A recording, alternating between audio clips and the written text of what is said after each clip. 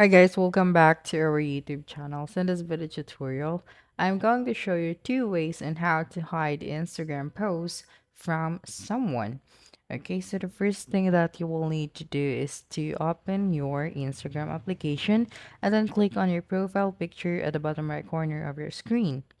Then click on the three horizontal lines at the top right corner of your screen and then click on settings and privacy and then scroll down until you see the account privacy and then click on it.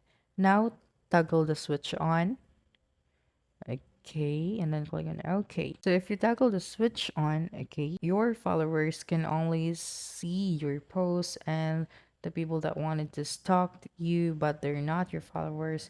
You did not accept it or friend request or follow request, and they would not be able to see your post, something like this. So when you go to one of your posts and then click on the three dots, there's no such a direct option where you can hide the specific post from someone. So for our second way, in order to hide your Instagram post from someone, is to restrict their account. So for example, this user, I wanted to restrict this, so I will just going to tap on the three dots at the top right corner of our screen and then click on restrict. So right after that, the interaction between your account and this account will be lessened.